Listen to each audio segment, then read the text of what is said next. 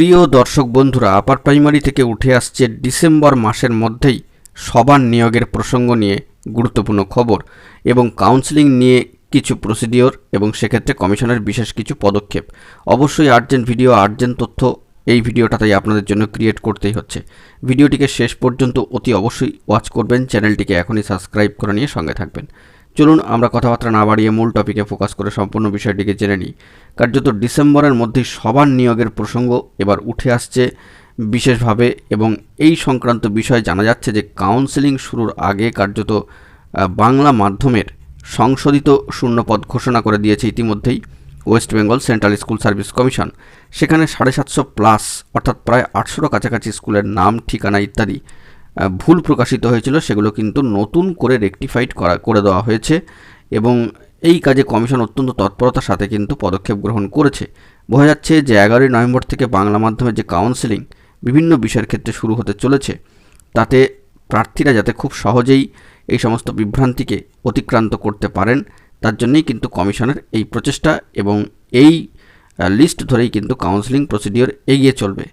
তো শূন্যপদ নিয়ে একটা বিভ্রান্তির জায়গা তৈরি হয়েছিল এবং অসন্তোষও তৈরি হয়েছিল প্রার্থীদের মধ্যে, এবং শিক্ষা দপ্তরের কাছে রাজ্যের স্কুলগুলির শূন্যপদের আপডেট না থাকা নিয়েও বিভিন্ন মহলে কিন্তু একটা আলোচনা চলছিল।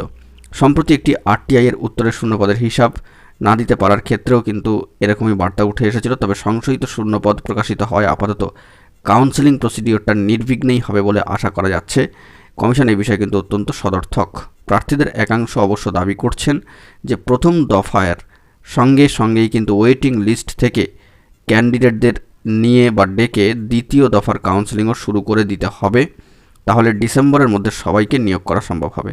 অর্থাৎ ডিসেম্বরের মধ্যে সবার নিয়োগের যে প্রসঙ্গ এবং যে নিয়োগ চাওয়ার ক্ষেত্রে যে বার্তা উঠে আসছে, সেটা কিন্তু অত্যন্ত গুরুত্বপূর্ণ।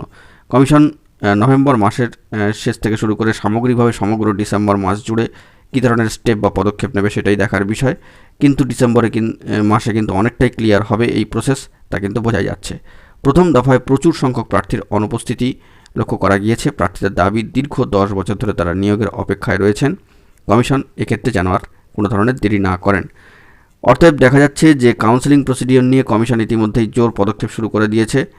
কাল বাদে পরশু এই প্রসিডিওরগুলো শুরু হবে, যাবতীয় পদক্ষেপ কিন্তু নেওয়া হচ্ছে এবং ডিসেম্বরের মধ্যেই সবার নিয়োগের প্রসঙ্গটাও কিন্তু এখানে উঠে আসলো।